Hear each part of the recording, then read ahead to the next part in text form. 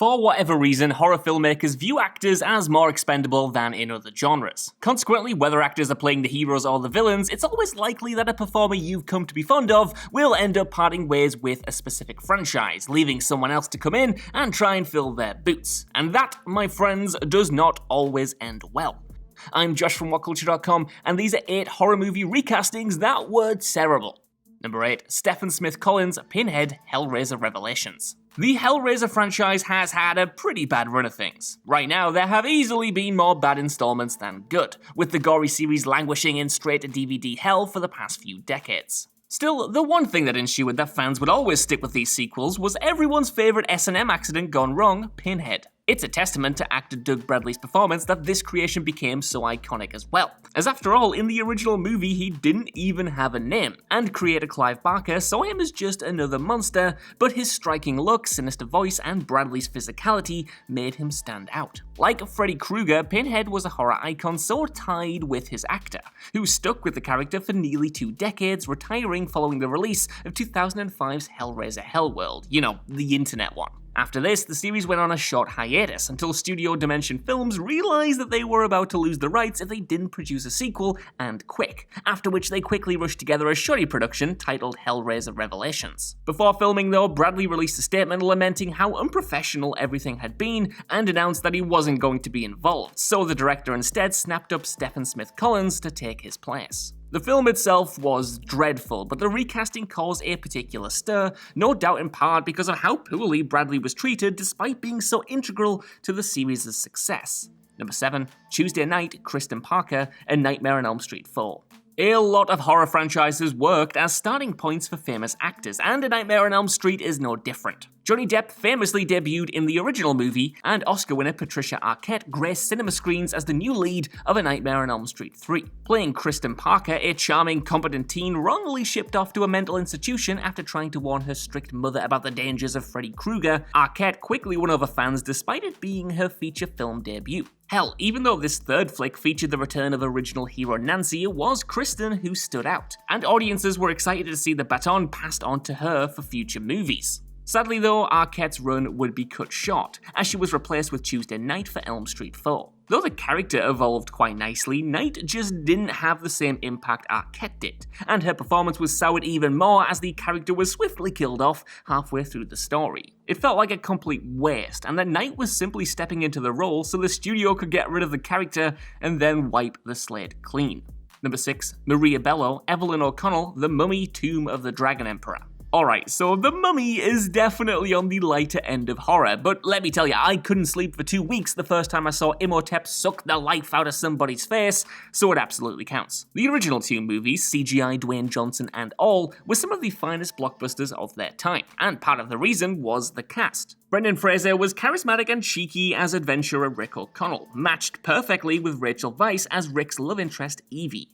The two had great chemistry, and Weisz won over the hearts of moviegoers almost instantly, and that connection only deepened in the second film as the character became a mother without losing the lust for adventure and action that made her such a standout. Of course, when it takes 7 years to make a sequel, it's not a guarantee that all the actors will be up for returning. Consequently, when The Mummy, Tomb of the Dragon Emperor finally began production, Rachel Weisz decided, quite fairly in fact, that the script just wasn't up to snuff. As a replacement then, the studio brought in Maria Bello. And on paper, this didn't look like a disaster. Bello is an amazing performer, but her more stern performance alongside changes in the writing department resulted in a version of Evie that felt off compared to the previous 2 movies. Fans weren't enamored with the sequel generally, but the recasting of such an important character made it feel even more like fanfiction than a proper follow-up. Number 5. Henry Thomas, Jack Torrance, Dr. Sleep. It was a bold strategy, Cotton, to recast one of the most iconic horror movie roles ever, so you have kind of got to give director Mike Flanagan some credit for this one. However, ambition only gets you so far, and replacing Jack Nicholson as Jack Torrance is still a pretty dumb move. As a sequel to The Shining, Dr. Sleep was always going to feature some returning characters and locations from the original. However, I don't think anybody expected to see the entire Torrance family recast with actors reenacting scenes from Kubrick's original. Of course, it was Henry Thomas who received the short end of the stick, tasked with stepping into the shoes of Jack Torrance. And to be fair, he has a valiant effort, it's just that his inclusion is so distracting. The filmmakers have tried their best to make him look and sound as close to Jack Nicholson as possible, but it's impossible not to be taken out of the movie by this wonky impersonation. Admittedly, anything, whether it was digital de-aging, a complete CGI composite, or a more well-known actor stepping into the role, would have no doubt caused issues, but you can't help but think that the filmmakers decided on the worst option here. Number 4, Jackie Earle Haley, Freddy Krueger, and Nightmare on Elm Street. Platinum Dunes made it their mission across the 2000s to remake every single horror property you loved as a kid, mostly to little acclaim. Their reimagining of A Nightmare on Elm Street required something of a defter touch though. That's because when it comes to slasher Freddy Krueger, so much of his success can be attributed to actor Robert Englund's impressive sinister charm, and as such, fans were eager to see who the studio had tapped to fill his deeper boots. And initially, it seemed like they pulled off the impossible as well. Jackie Earle Haley was given the role just off the fan-pleasing turn as Rorschach in Zack Snyder's Watchmen. And let me tell you, at the time, my younger self thought this was absolutely perfect, and it was unclear how the filmmakers could fail with such talent in tow. Well, rest assured, they somehow managed it. That's because it turned out that Haley wasn't exactly the fit we all expected, and combined with the poor script and occasionally shocking CGI burn effects, was nowhere near as menacing as he should have been. Unsurprisingly then, once Freddy himself was botched, plans for the sequels went down the drain.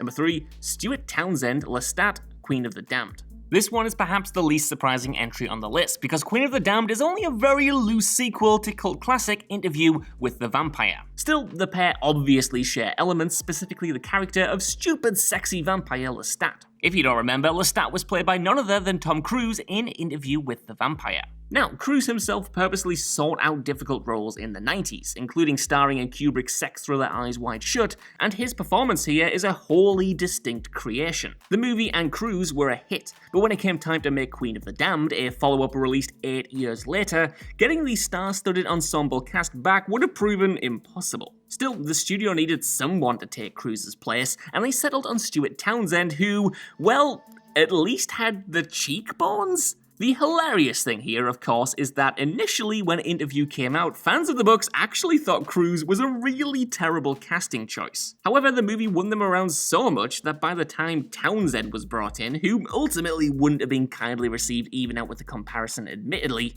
fans just couldn't imagine Lestat on screen without Cruise playing him. Number 2, Bill Johnson, Leatherface, The Texas Chainsaw Massacre 2. While most slasher icons were portrayed by multiple actors during their initial runs, Texas Chainsaw's Leatherface swapped actors with every single movie. That makes it even more impressive then that to many fans the best and definitive actor is still the original Gunnar Hansen. Without speaking a word, Hansen's intimidating physical performance was a huge part of the movie's success, and still resonates with horror hounds today. As sequels would soon discover though, it's easy to throw a spooky mask made of human skin on someone, but it's an entirely different, difficult thing for an actor to take that costume and truly embody it. Hansen was ultimately replaced for the belated sequel, with one producer arrogantly claiming that nobody cared who played Leatherface, and in came Bill Johnson, who, under the direction of Tobe Hooper, played the killer completely differently. Now, there was always a bit of childishness to Leatherface, but here it was brought front and center, with the exaggerated, often goofy mannerisms played out to full effect. This fit the tone the film was going for, admittedly, and Johnson is far from the worst Leatherface, but ultimately fans rejected the comedic performance and pined for the astute blend that Hansen brought to the table. Number 1, Vince Vaughn, Norman Bates, Psycho. If you're a fan of horror, then you know already about Norman Bates. Portrayed to perfection by Anthony Perkins across the original series, the actor brought the disturbed killer's complexities to life, his seemingly meek and kind exterior giving way to the murderous personality of his dead mother. Hell, Perkins was so good that his final grin to the camera in that first movie has become synonymous with the whole genre. He was just that creepy. So, who did the studio decide to bring in to recapture this same depth when remaking the movie in the 90s? Well, Vince Vaughn, of course, because that makes sense? Now, to be fair to Vaughn, the man actually does have some pretty good acting chops. While he's known for his comedic performances, he's proven he can do sinister and intimidating. I mean, just look at him in Brawl in Cell Block 99 for proof of that. However, he wasn't a good pick for Norman Bates, and his flat delivery proved unconvincing and, quite frankly, a little bit grating. He felt like a pale imitation, as did the whole movie really, with it being an unnecessary shot-for-shot remake that added nothing to the impeccable original. So that's our list. I want to know what you guys think down in the comments below. Are there any actors that were recast that absolutely ground your gears? And what do you think about the ones I've got on here? While you're down there as well, could you please give us a like, share, subscribe if you enjoyed this, and head over to What Culture Horror for more videos like this on the regular. Even if you don't though, I've been Josh. Thank you so much for watching, and I'll see you soon.